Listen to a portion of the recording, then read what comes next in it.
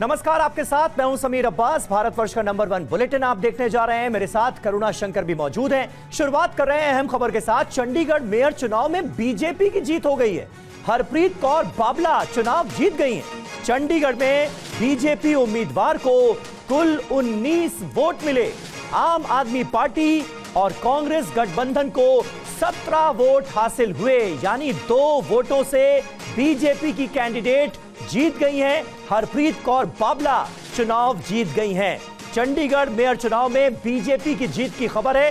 ये देखिए, आम आदमी पार्टी कांग्रेस गठबंधन, आप और कांग्रेस यहां मिलकर चुनाव लड़ रहे थे, लेकिन 2 सीटों से पीछे रह गए और बीजेपी ने मार ली बाजी। हमारे साथ मोहित मल्होत्रा इस वक्त मौजूद है, हमारे संवाददाता। मोहित, क्या हुआ, कैसे हुआ, जरा बताएं। बहुत इंटरेस्टिंग हो गया है ये चुनाव। देखिए, बड़ा उलटफेर हुआ है। सिर्फ 16 ही पार्षद थे बीजेपी के पास, लेकिन जब जो काउंटिंग हुई मेयर की सीट को लेकर जो चुनाव हुआ, उसके बाद सीक्रेट बैलेट पेपर से ये काउंटिंग हुई, तो उसके अंदर हैरानी वाले नतीजे सामने आए कि बीजेपी को 19 पार्षदों ने वोट कर दिया है। यानी कांग्रेस या आम आदमी पार्टी गठबंधन के 3 ऐसे पार्षद हैं जिन्होंने क्रॉस वोट कर दिया है। हालांकि वो लोग कौन हैं उसके बारे में पता नहीं लग सका है, क्योंकि सीक्रेट बैलेट पेपर से वोटिंग हुई थी। लेकिन आम आदमी पार्टी और कांग्रेस के गठबंधन के लिए बड़ा झटका है। उनके पास कुल मिलाकर 20 वोट थे। 13 आम आदमी पार्टी के पार्षद, 6 कांग्रेस के पार्षद और 1 सांसद का वोट, यानी 20 वोट होने के बावजूद गठबंधन जो है अपना मेयर बनाने में कामयाब नहीं हो सका है। माना ये, इसके पीछे वजह यह मानी जा रही है कि आम आदमी पार्टी और कांग्रेस के कई पार्षद थे जो कि नाखुश थे इस गठबंधन को लेकर, और वो समर्थन अपने मन से नहीं कर रहे थे। और बीजेपी लगातार ये बात कह रही थी कि हमें उम्मीद है कि अपनी अंतरात्मा से आम आदमी पार्टी और कांग्रेस के जो पार्षद हैं वो अपना वोट करेंगे और हम ही जीतेंगे। सुबह से यही तो सवाल है कि आखिरी वक्त पर, एन वक्त पर कौन कौन से ऐसे पार्षद थे जिनकी अंतरात्मा जागी। बीजेपी के पास 16 वोट लेकिन मिल गए 19, और बीजेपी की कैंडिडेट जो हैं वो जीत गई। ये बड़ा उलटफेर हुआ। ये कैसे हुआ, कुछ डिटेल्स पता चल पाई है? देखिए, डिटेल पता लगनी काफ़ी मुश्किल है, क्योंकि यहाँ पर ऐसा कोई प्रोसेस नहीं है कि कोई भी पार्षद वोट करने से पहले अपने पार्टी के किसी नियुक्त किए गए ऑब्जर्वर को वो वोट दिखाने के लिए बाध्य हो। ऐसा कोई नियम नहीं है। सीक्रेट जो एक बॉक्स बना होता है उसके अंदर जाकर ये वोटिंग होती है। सीक्रेट बैलेट पेपर से वोटिंग होती है। आपने जिस भी उम्मीदवार के नाम पर मोहर लगानी है वो लगाइए और उसके बाद अपना वोट कास्ट कर दीजिए। यानी अंदर आप क्या कर रहे हैं, किसको वोट कर रहे हैं, वो पूरी तरह से गोपनीय है और बाहर किसी को पता नहीं लग पाता। ऐसा कोई नियम नहीं है कि कोई पार्टी का नेता या ऑब्जर्वर यहां पर बैठा हो और जो पार्षद हैं वो अपना वोट उसको दिखाने के लिए बाध्य हो। इसी वजह से अब तक दोनों ही पार्टियों की तरफ से यह क्लियर नहीं हुआ है कि उनके कौन से ऐसे पार्षद थे जिन्होंने क्रॉस वोट किया है। क्या ये तीनों? बहुत बहुत शुक्रिया, बहुत बहुत शुक्रिया इस अहम जानकारी के लिए मोहित मल्होत्रा। तो अपने आप में यह बड़ा उलटफेर माना जा सकता है। बीजेपी के पास 16 वोट लेकिन मिले 19। बीजेपी की कैंडिडेट जीत गई, यानी 3 ऐसे विधायक हैं जिन्होंने इस चुनाव में की है क्रॉस वोटिंग। और चलिए आगे बढ़ते हैं। यमुना के पानी में जहर मिलाने के आरोप पर चुनाव आयोग ने अरविंद केजरीवाल से सबूत मांगे हैं। आयोग ने केजरीवाल से क्या 5 सवाल पूछे हैं, आपको रिपोर्ट दिखाओ। यमुना के पानी में जहर मिलाने के आरोप पर आम आदमी पार्टी के राष्ट्रीय संयोजक अरविंद केजरीवाल की मुश्किलें बढ़ती जा रही हैं। यमुना के पानी में जहर वाले बयान का चुनाव आयोग ने संज्ञान लिया है और केजरीवाल से सबूत मांगे हैं। आयोग ने केजरीवाल से कहा है कि पानी में अमोनिया का स्तर अधिक होना और पानी में जहर मिलाना दोनों अलग अलग चीजें हैं, दोनों को एक साथ न मिलाएं। आयोग ने केजरीवाल से शुक्रवार सुबह 11 बजे तक यमुना के पानी में जहर मिलाने के ठोस सबूत देने को कहा है। चुनाव आयोग ने ये भी कहा है कि अगर जवाब संतोषजनक नहीं हुआ तो कार्रवाई की जाएगी। आपको बता दें कि आपने हरियाणा सरकार पर जानबूझकर औद्योगिक कचरे को यमुना में डालने का आरोप लगाया था। आप संयोजक अरविंद केजरीवाल ने आरोप लगाया था कि बीजेपी नदी में जहर मिलाकर लोगों को मारने की कोशिश कर रही है। दिल्ली के लोगों को पीने का पानी हरियाणा और उत्तर प्रदेश से मिलता है। हरियाणा में यमुना के रास्ते पीने का पानी आता है। भारतीय जनता पार्टी की हरियाणा की सरकार ने दिल्ली में यमुना से आने वाले पानी में जहर मिला के भेज दिया है। और चुनाव आयोग के सवाल के बाद बीजेपी केजरीवाल पर हमलावर है। बीजेपी सांसद सुधांशु त्रिवेदी ने कहा है कि केजरीवाल का झूठ उजागर हो गया।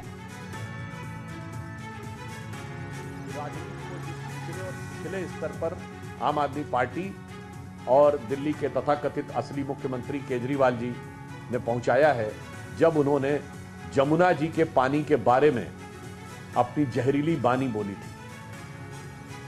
चुनाव आयोग ने जिस प्रकार से उनसे साफ साफ कहा है कि इसका सबूत दीजिए और कैसे आपने रोका था यह साफ करिए, इससे एक और बात साफ हो गई कि उनका झूठ नैतिक दृष्टि से तो गलत था ही, उनके पुराने साझीदार के बयान के हिसाब से राजनीतिक दृष्टि से तो गलत था ही, अब संवैधानिक दृष्टि से भी उनका झूठ उजागर हो गया है। अब मुझे लगता है दिल्ली की जनता को बहुत साफ साफ समझ में आ गया है कि भ्रष्टाचार में आकंठ डूबे ये दल सिर्फ एक दूसरे के भ्रष्टाचार को बचाने के लिए, एक दूसरे के सच को झूठ का मुलम्मा लगाकर छुपाने के लिए आए थे और अब वो पूरी तरीके से एक्सपोज हो गए। दिल्ली चुनाव के बीच अरविंद केजरीवाल ने आज 7 नई गारंटी दी है। ये गारंटी दिल्ली में सांसदों, मंत्रियों और अधिकारियों के लिए, काम करने वाले स्टाफ के लिए है।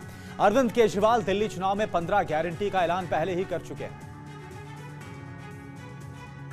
आज मैं आम आदमी पार्टी के साथ तरफ से 7 गारंटी अनाउंस कर रहा हूं इन लोगों के लिए।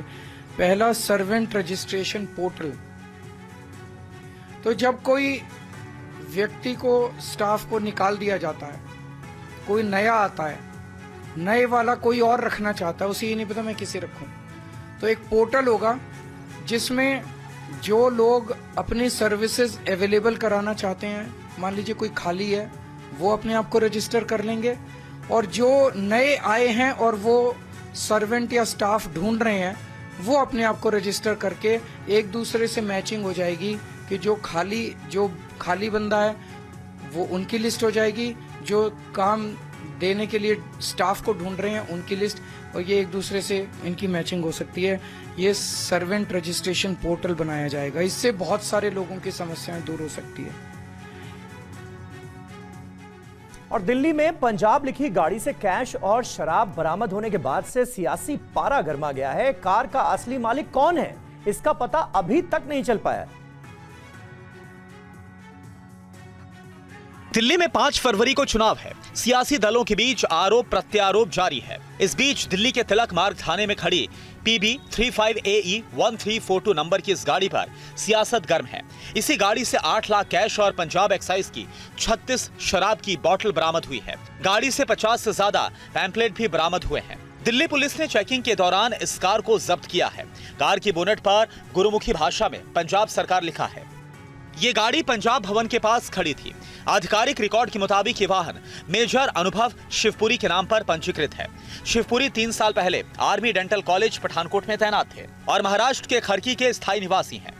ये भी पता लगा है कि PB 35AE 1342 के साथ पंजीकृत वाहन 2018 मॉडल फोर्ड इकोस्पोर्ट है, जबकि पुलिस ने जिस गाड़ी को पकड़ा है वो हुंडई क्रेटा है। पंजाब परिवहन विभाग ने इस नंबर को फर्जी बताया है। पुलिस ने मामला दर्ज कर जांच तेज कर दी है, लेकिन सियासी पारा चरम पर पहुंच गया है। पुलिस जांच में जुटी है कि क्या इस गाड़ी से बरामद शराब और पैसा चुनाव के लिए इस्तेमाल किया जाना था। दिल्ली में पंजाब नंबर की गाड़ी मिलने के बाद पुलिस जांच में जुट गई है। जहां ये गाड़ी खड़ी है वहां से TV9 संवाददाता पुनीत शर्मा की रिपोर्ट आपको दिखाते हैं। पुलिस को एक पंजाब नंबर की कार मिली है। ये क्रेटा कार है जिस पर पंजाब सरकार लिखा हुआ है। गाड़ी का नंबर PB 35AE 1342 है। जब पुलिस को ये गाड़ी पंजाब भवन के पास मिली तो इस गाड़ी के अंदर से पुलिस को तकरीबन 8 लाख रुपए कैश, बड़ी मात्रा में शराब की बॉटल्स और इसके अलावा आम आदमी पार्टी के पर्चे मिले। पुलिस ने इस गाड़ी को तिलक मार्ग थाने में रखा हुआ। आप देख सकते हैं कि पुलिस की टीम अभी भी इस गाड़ी की जांच कर रही है। पुलिस ने इस गाड़ी को जब्त किया है। आपको बता दें कि इस पर आम आदमी पार्टी ने कहा कि ये जो इसका नंबर प्लेट है वो फर्जी है और ये गाड़ी कहीं और रजिस्टर है। पंजाब के RTO ने आधिकारिक रिकॉर्ड में पाया है कि गाड़ी मेजर अनुभव शिवपुरी के नाम पर रजिस्टर्ड है, जो 3 साल पहले आर्मी डेंटल कॉलेज पठानकोट में तैनात थे और फिलहाल खड़की महाराष्ट्र के स्थायी निवासी हैं। इसके अलावा जो रजिस्ट्रेशन नंबर है PB 35AE 1342 वो फर्जी है और ये 2018 मॉडल की जो फोर्ड इको स्पोर्ट्स कार थी, जबकि ये जो गाड़ी बरामद पुलिस ने की है वो क्रेटा कार है। और कार से कैश और शराब की बोतलें बरामद होने के बाद दिल्ली में सियासत गर्म है। आम आदमी पार्टी और बीजेपी एक दूसरे पर आरोप प्रत्यारोप लगा रही हैं। कैसे इतनी बड़ी घटना हो गई दिल्ली में? इतनी बड़ी घटना कैसे हो गई? एक फर्जी नंबर की गाड़ी देश की राजधानी में। और आप मुझे बताइए, इस साजिश में बीजेपी और दिल्ली का पुलिस प्रशासन नहीं शामिल है तो कैसे ये संभव हो पाया? ये भारतीय जनता पार्टी की साजिश नहीं है तो कैसे ये संभव हो पाया कि एक फर्जी गाड़ी पंजाब भवन के सामने खड़ी की जाती है? पहले शराब और अब पैसा। तो अरविंद केजरीवाल, दिल्ली का चुनाव तुम्हारे हाथ से निकल रहा है तो अब शराब और पैसे पे जोर है।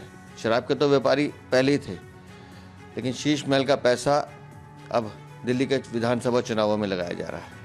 तो आप समझ लीजिए कि दिल्ली का चुनाव किस तरफ जा रहा है, कि खुद पूरा का पूरा सरकारी अमला पंजाब सरकार का पैसों के ट्रांसफर में लगा हुआ है। और वहीं अरविंद केजरीवाल यमुना के पानी को लेकर अपने बयान पर कायम है। आज प्रेस कॉन्फ्रेंस में वो पानी की 4 बोतल लेकर बैठे और बीजेपी कांग्रेस को नई चुनौती दी। केजरीवाल का कांग्रेस बीजेपी को चैलेंज, यमुना का पानी पीकर दिखाएं। ये अरविंद केजरीवाल की तरफ से चैलेंज। संजय सिंह पानी लेकर जाएंगे बीजेपी कांग्रेस ऑफिस, यमुना का अमोनिया वाला पानी पीकर दिखाएं।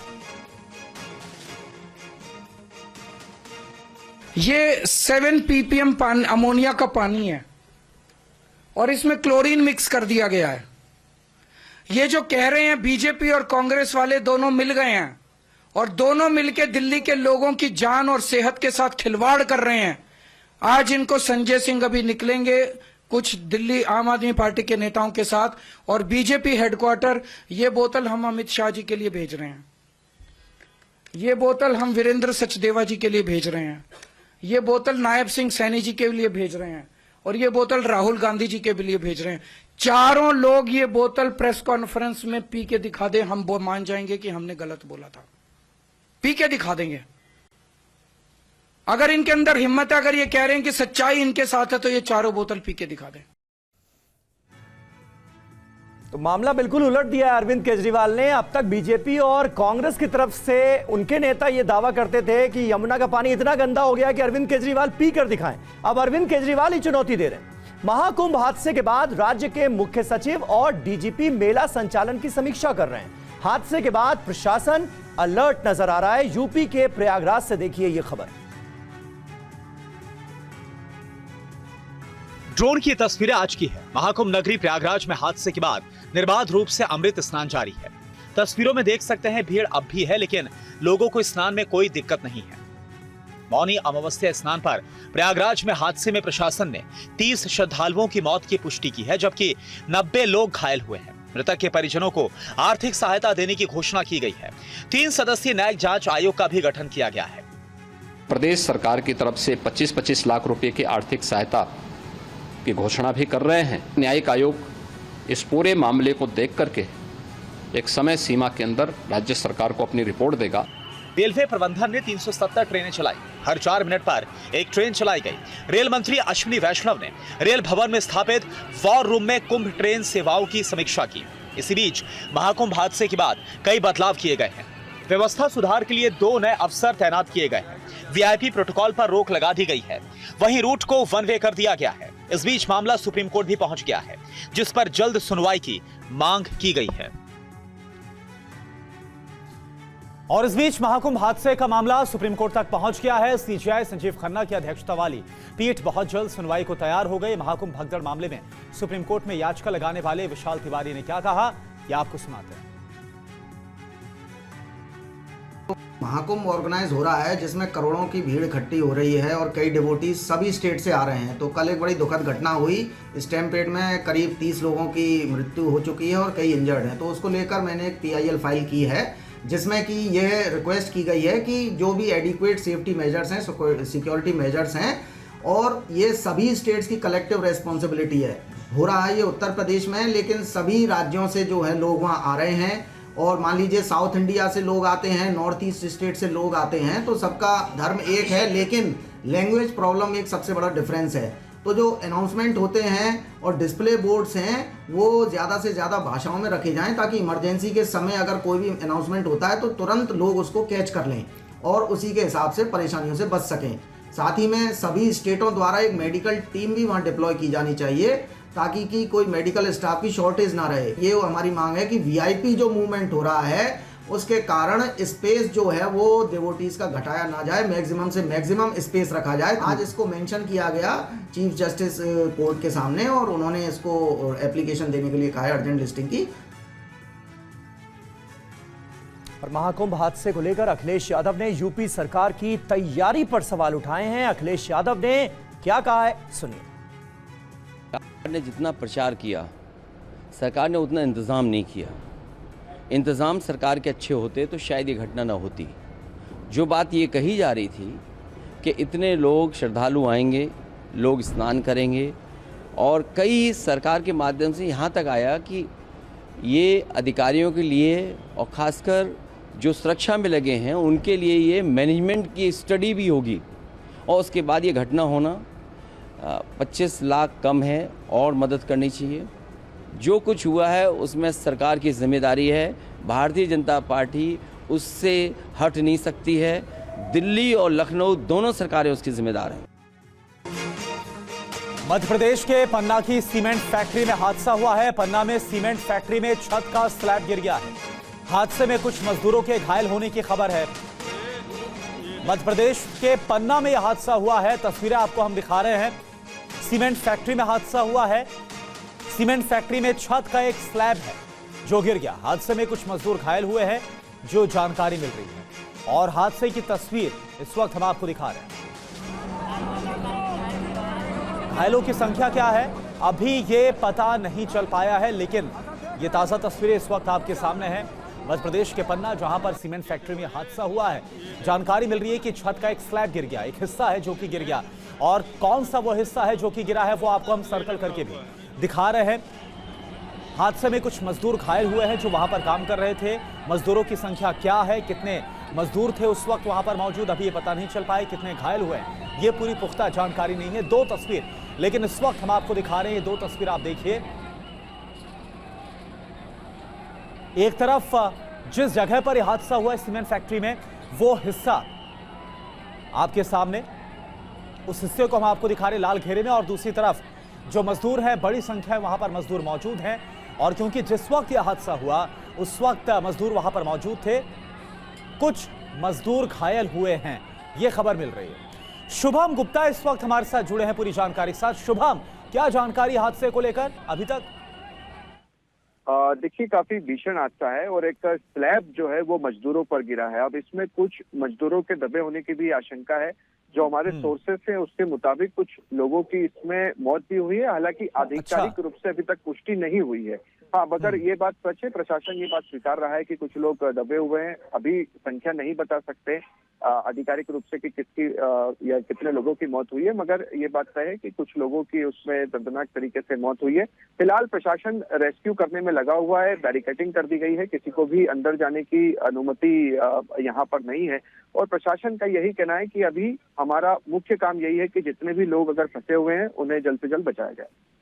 शुभम, ये तस्वीर हम देख रहे हैं और इसमें बड़ी संख्या में मजदूर भी नजर आ रहे हैं। जिस वक्त यह हादसा हुआ और जिन मजदूरों के ऊपर यह स्लैब गिरा है, उस वक्त वहां कितनी संख्या में मजदूर हो सकते हैं, इस बारे में कुछ पता चल पा रहा है क्या? देखिए, चूंकि एक सीमेंट फैक्ट्री है और सैकड़ों की तादाद में यहाँ पर मजदूर काम करते हैं, और इस फैक्ट्री का जो विजुअल्स है उसमें एक हिस्सा देख रहे हैं कि यहाँ पर कंस्ट्रक्शन का काम भी चल रहा है। जहाँ पर हादसा हुआ वो एक ऊपरी हिस्सा था और वहीं पर एक स्लैब जिससे काम चल रहा था वो मजदूरों के ऊपर गिर रहा है। तो तकरीबन 50 से 70 मजदूरों की संख्या बताई जा रही है। जो लोग मजदूर वहां पर काम कर रहे हैं उनसे भी हमने संपर्क करने की कोशिश की है। अब उसमें से कितने मजदूर ठीक हैं या कितनों की मौत हुई है, यही सबसे बड़ा सवाल है। प्रशासन फिलहाल यही कह रहा है कि हमारा फोकस अभी इस बात पर है कि जो मजदूर घायल हैं उन्हें जल्द से जल्द अस्पताल पहुंचाया जा सके, उन्हें सुरक्षित रखा जा सके। शुक्रिया आपका शुभम इस पूरी जानकारी के लिए। तो एक बड़ा हादसा है जो कि पन्ना में सीमेंट फैक्ट्री में हुआ है और इसके बाद अभी कितने मजदूर हैं जो हताहत हुए हैं, अभी संख्या के बारे में पूरी जानकारी नहीं मिल पाई है। और चलिए आगे बढ़ते हैं। यूपी से खबर है जहां पर प्रतापगढ़ में महिला टीचर को जिंदा जला दिया गया। टीचर को प्रेमी ने पेट्रोल डालकर जलाया है। 2 मार्च को होने वाली थी टीचर की शादी। आरोपी भी झुलसा है इसमें, अस्पताल में एडमिट करवाया गया है। तो यूपी के प्रतापगढ़ का यह पूरा मामला जहां पर महिला टीचर को जिंदा जला दिया। बताया जा रहा है कि टीचर को प्रेमी ने पेट्रोल डालकर जलाया। 2 मार्च को टीचर की शादी होने वाली थी। आरोपी भी इसमें झुलसा है। आरोपी को अस्पताल में एडमिट करवाया गया है। विपिन चौबे इस वक्त हमारे साथ जुड़े हैं पूरी जानकारी के साथ। विपिन, क्या जानकारी मिल रही है इसको लेकर? देखिए, प्रतापगढ़ का ये पूरा मामला है। इस पूरे मामले में नीलू यादव नाम की एक लड़की है जो प्राइवेट स्कूल में शिक्षिका का काम करती थी और एक लंबे अरसे से विकास यादव नाम के एक शख्स के साथ इसका प्रेम संबंध चल रहा था। लेकिन अगले 2 मार्च को इस महिला की शादी होने वाली थी और ये महिला उस शख्स से शादी नहीं करना चाहती थी। लेकिन इस बात से विकास यादव बहुत ज्यादा आहत था और उसने मौका पाकर आज जब वो स्कूल जाने की कोशिश कर रही थी उसी दौरान उस नीलू यादव नाम की लड़की को वो रोकता है, उसके ऊपर पेट्रोल डालता है और उसको आग लगा देता है। हालांकि इस आग बहुत बुरी तरह से लड़की झुलस जाती है और इलाज के दौरान उसकी मौत हो जाती है। उस दौरान विकास यादव भी झुलसा है, उसको इलाज के लिए भर्ती कराया गया है और पुलिस इस पूरे मामले में पूछताछ कर रही है। लेकिन ये घटना बताती है कि उत्तर प्रदेश में लॉ एंड ऑर्डर की सिचुएशन क्या है, महिलाओं की सुरक्षा कैसी है और महिला सुरक्षा को लेकर जो सरकार के दावे हैं उसकी हकीकत को बयान करता है ये पूरा मामला। वाकई में कई गंभीर सवाल महिला सुरक्षा को लेकर इस वारदात के बाद सामने आ रहे हैं। बहुत बहुत शुक्रिया आपका। तो प्रतापगढ़ का मामला, तस्वीर हम आपको दिखा रहे हैं। महिला टीचर को प्रेमी ने पेट्रोल डालकर जलाया है जो खबर मिल रही है। अब इस पूरे मामले को लेकर जांच भी की जा रही पुलिस की तरफ से। 2 मार्च को बताया जा रहा है, जैसे हमारे संवाददाता बता रहे थे, कि टीचर की शादी होने वाली थी। आरोपी भी इसमें झुलसा है। और चलिए आगे बढ़ते हैं। वक्फ संशोधन बिल पर बनी जेपीसी की रिपोर्ट लोकसभा स्पीकर को सौंप दी गई है। जेपीसी के अध्यक्ष जगदंबिका पाल ने उन्हें आज ये रिपोर्ट सौंपी।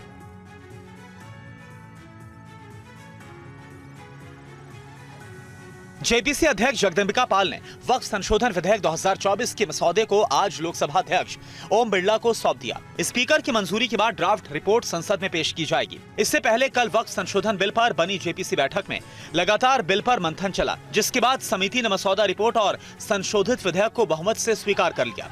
आपको बता दें कि इस बिल के पक्ष में 16 वोट और 11 वोट विरोध में पड़े हैं। कई विपक्षी सांसदों में कुछ ने अपनी असहमति जताई और इसे अलोकतांत्रिक बताया है। 27 जनवरी को वक्फ संशोधन अधिनियम पर जेपीसी की बैठक में 44 संशोधनों पर चर्चा की गई थी। 655 पन्नों की रिपोर्ट को लेकर समिति के सदस्य और एआईएमआईएम अध्यक्ष असदुद्दीन ओवैसी ने कहा कि वो संसद में भी इस विधेयक का विरोध करेंगे। बहरहाल जेपीसी के ड्राफ्ट को तैयार करने में समिति ने पिछले साल 8 अगस्त को अपने गठन के बाद से दिल्ली में 38 बैठकें की और देश के कई राज्यों का दौरा किया। अब सबकी नजरें स्पीकर पर टिकी हैं। जब स्पीकर की मंजूरी के बाद ड्राफ्ट रिपोर्ट अगले हफ्ते सदन के पटल पर रखी जा सकती है। राजस्थान सरकार को लिव इन रिश्ते के पंजीकरण के लिए राजस्थान उच्च न्यायालय ने बड़ा निर्देश दिया है। कोर्ट की एकल पीठ ने इसके लिए वेबसाइट को शुरू करने का निर्देश दिया।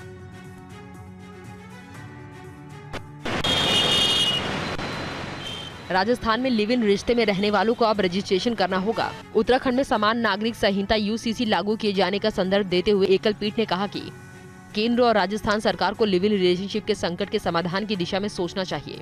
कई जोड़े लिव इन रिलेशनशिप में रह रहे हैं। उनके इस रिश्ते को स्वीकार नहीं किए जाने के कारण उन्हें अपने परिवार और समाज के अन्य लोगों से खतरा है। कोर्ट का कहना है कि लोग अदालतों से अपने जीवन और स्वतंत्रता की सुरक्षा की मांग कर रहे हैं। अदालत ने कहा, रिश्ते में रहने का विचार अनोखा और आकर्षक लग सकता है, लेकिन इससे पैदा होने वाली समस्याएं चुनौतीपूर्ण हैं। ऐसे रिश्ते में महिला की स्थिति पत्नी जैसी नहीं होती और उसके लिए सामाजिक स्वीकृति का अभाव होता है। पीठ ने निर्देश दिया है कि लिव इन रिलेशनशिप समझौते को सरकार की ओर से पंजीकृत किया जाना चाहिए। मामले को देखने के लिए एक समिति गठित की जाए जो ऐसे जोड़ों की शिकायतों पर ध्यान देगी। इसे लेकर एक वेबसाइट या वेब पोर्टल शुरू किया जाए। अदालत ने 1 मार्च 2025 तक का या उससे पहले आदेश के पालन रिपोर्ट सौंपने को भी कहा है।